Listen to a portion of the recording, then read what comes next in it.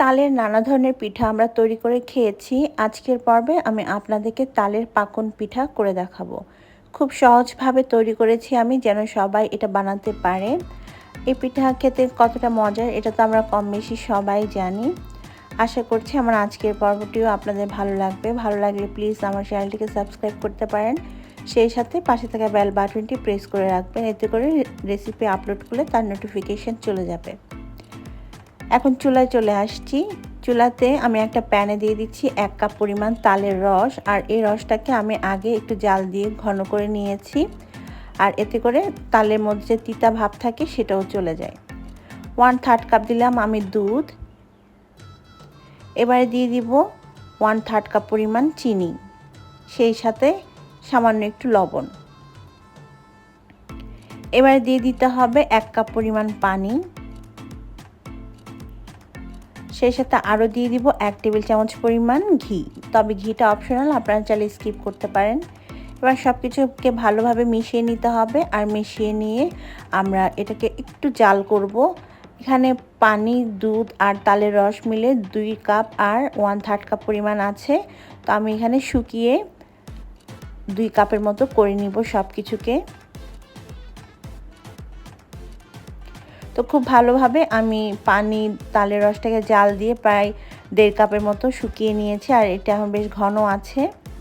এখন এর মধ্যে চালের গুঁড়া দিয়ে আমরা ডো তৈরি করব। এখানে আমি নিয়েছি 2 কাপ পরিমাণ চালের গুঁড়া। 1.5 কাপ লিকুইডের জন্য 2 কাপ চালের গুঁড়া আমি নিয়েছি। এটাই পারফেক্ট একটা ভালো ডো হওয়ার জন্য। এখন চালের গুঁড়াটা আমি আমাদের লিকুইড মিশ্রণের মধ্যে ঢেলে দিচ্ছি। আর আমি এখানে শুকনো চালের গুঁড়া ইউজ করেছি, যেটা বাজার থেকে কিনে আনা হয় সেই চালের গুঁড়াটা। সব কিছুকে খুব ভালোভাবে মিশিয়ে নিতে হবে। তারপর আমি ঢাকনা দিয়ে ঢেকে একদম লো হিটে 5 মিনিটের মতো রেখে দিব। এতে করে আমাদের চালের গুঁড়াটা ভালোভাবে সেদ্ধ হয়ে যাবে।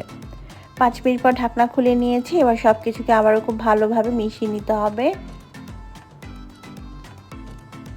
খুব ভালোভাবে মিশিয়ে নেওয়ার পর আমি আমাদের এই চালের গুঁড়ার মিশ্রণকে একটা বাটির মধ্যে ঢেলে নিব আর ডো তৈরি করব। হালকা একটু ঠান্ডা হলে ডোটা তৈরি করতে হবে। তো একটা বাটির মধ্যে আমি আমাদের চালের গুঁড়ার মিশ্রণটা ঢেলে নিয়েছি। এখন এর মধ্যে আমি একটা ফ্যাটানো ডিম দিয়ে দিচ্ছি। এরপর খুব ভালোভাবে মেখে নিতে হবে আর একটা ডো তৈরি করতে হবে। ডোটা কিন্তু খুব নরম করা যাবে না, মোটামুটি মিডিয়াম টাইপ একটা ডো করতে হবে। যদি হাতে গরম ভাপ লাগে তাহলে আপনারা ঠান্ডা পানি দিয়ে হাতটাকে একটু ভিজিয়ে ডোটা তৈরি করে নিতে পারেন।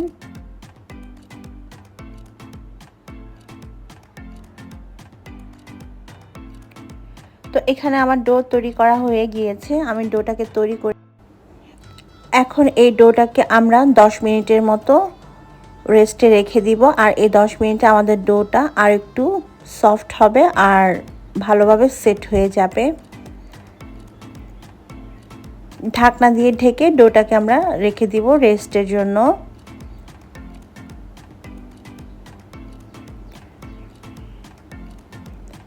তার আগে আমি এটাকে সমান 4 ভাগে ভাগ করে নিব, এতে আমরা পিঠাগুলো বানানোর জন্য বেলতে সুবিধা হবে।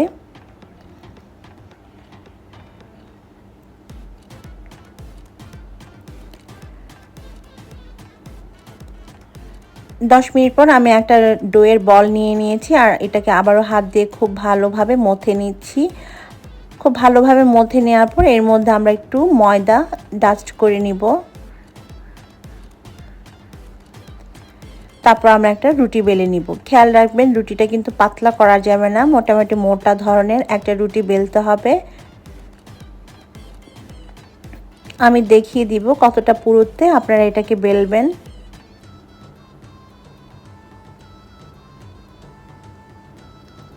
এই যে ঠিক এরকম মোটা করে রুটিটাকে বেলতে হবে, খুব বেশি পাতলা কিন্তু করতে যাবেন না, তাহলে কিন্তু পিঠাগুলো ফুলবে না। ঠিক এরকম ঘনত্ব রাখতে হবে।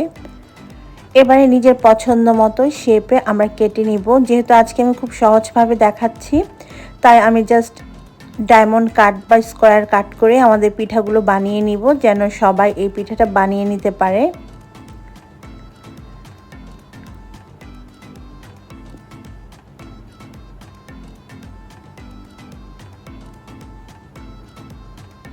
তো এভাবে করে আমি পিঠাগুলোকে কেটে নিয়েছি আর দেখতে পাচ্ছেন এটা পুরুত্ব কতটা মোটা করে রাখতে হবে।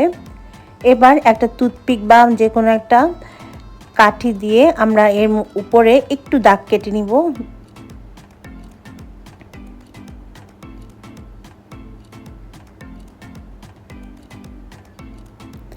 এভাবে টুথপিক বা যে কোনো একটা কাঠি দিয়ে পিঠার মাঝ বরাবর একটু দাগ কেটে নিতে হবে। তবে খেয়াল রাখবেন দাগটা যেন পিঠার অপর পাশে গিয়ে না যায়।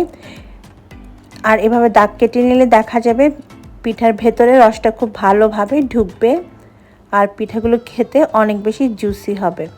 তো চারপাশের কোণাগুলোকেও আমি এই কাঠি দিয়ে একটু দাগ কেটে নিচ্ছি, এতে সুন্দর একটা ডিজাইন বা লুক আসে। আর আরেকটা দেখিয়ে দিচ্ছি আপনাদের সুবিধার জন্য। পিঠার মাঝ বরাবর আমরা দাগ কেটে নিব, তবে খেয়াল রাখবো যেন দাগটা একদম পিঠার অপর পিঠে গিয়ে না ঠেকে। আমি জিগজ্যাগ করে স্কয়ার শেপ করে এখানে দাগ কেটে নিয়েছি। তারপর চারপাশে একটু কাঠি দিয়ে দাগ কেটে নিচ্ছি, এতে করে খুব সুন্দর একটা ডিজাইন হয়ে যায়। আর এভাবে করে সবগুলো পিঠা বানিয়ে নিব। খুব ইজি ওয়ে এটা, যে কেউ বানাতে পারবে এভাবে এই পাকন পিঠাগুলো। তো আমি আপনাদের সুবিধার জন্য দেখিয়ে দিলাম যে কিভাবে খুব সহজে আপনারা এই পিঠাটা বানিয়ে নিতে পারবেন ডিজাইন ছাড়াও।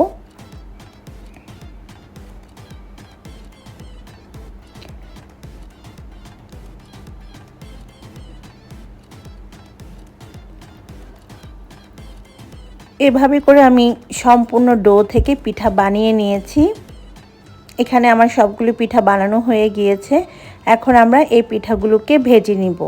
ভাজার জন্য চুলায় আমি আগে তেল গরম করতে দিয়েছি, আর তেলটাকে অবশ্যই ভালোভাবে গরম করে নিতে হবে পিঠা ভাজার জন্য। পিঠা ভাজার আগে আমি এখন একটা সুগার সিরাপ তৈরি করে নিচ্ছি। তাই একটা প্যানে দিয়ে দিলাম 1 কাপ পরিমাণ পানি, আর এখন দিয়ে দিব 1 কাপ পরিমাণ চিনি আর 2টা এলাচ। সেই সাথে দিয়ে দিব 1/2 কাপ পরিমাণ গুড়, তবে গুড়টা অপশনাল, আপনারা চাইলে স্কিপ করতে পারেন। আমার বাসায় ছিল তাই আমি গুড়টা এখানে অ্যাড করেছি।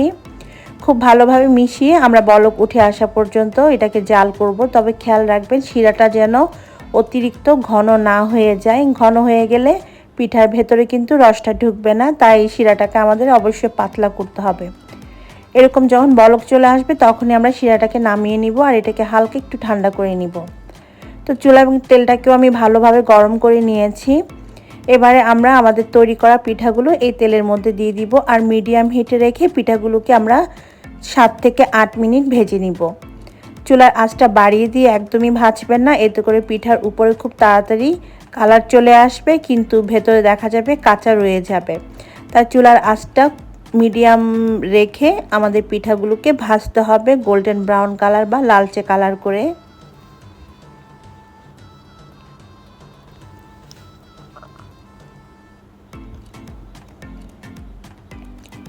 কিছুক্ষণ ভাজার পর পিঠাগুলোকে আমরা অন্য পাশে উল্টে দিব, আর দেখবেন এই পিঠাগুলো কিন্তু নিচে থেকে বেশ ফুলে উঠবে। তো এখন আমি পিঠাগুলোকে অন্য পাশে উল্টে দিচ্ছি, আর এভাবে উল্টে পাল্টে মিডিয়াম হিটে রেখে আমি লালচে করে এই পিঠাগুলোকে ভেজে নিব। এখানে আমার পিঠাগুলো খুব সুন্দরভাবে লালচে করে ভাজা হয়ে গিয়েছে। যেগুলো ভাজা হয়ে গিয়েছে এগুলোকে আমি এখন তেল থেকে তুলে নিব আর সরাসরি তৈরি করা শিরার মধ্যে দিয়ে দিব। মনে রাখবেন শিরাতে পিঠাগুলো দেওয়ার ক্ষেত্রে গরম পিঠা কিন্তু আমাদের কুসুম গরম শিরার মধ্যে দিতে হবে। আপনি যদি পিঠাগুলোকে ঠান্ডা বা হালকা কুসুম গরম শিরায় দেন সেক্ষেত্রে কিন্তু ভেতরে রসটা ঢুকবে না। তাই গরম গরম পিঠা কুসুম গরম শিরার মধ্যে অবশ্যই অ্যাড করতে হবে। তো আমি এখন শিরার মধ্যে পিঠাগুলোকে দিয়ে এক এক পাশে 2 থেকে 3 মিনিট ভিজিয়ে রাখবো।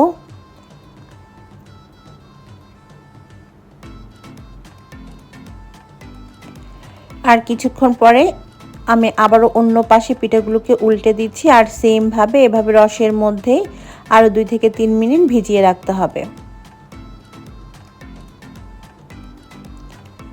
3 মিনিট পর আমি পিঠাগুলোকে শিরা থেকে এখন তুলে নিব। 2 পাশে ভালোভাবে শিরাটা অ্যাবজর্ব করে নিয়েছে। এখন শিরা থেকে পিঠাটা তুলে আমি একটা প্লেটে সার্ভ করে নিয়েছি। ব্যাস তৈরি হয়ে গেল ভীষণ মজাদার তালের পাকন পিঠা।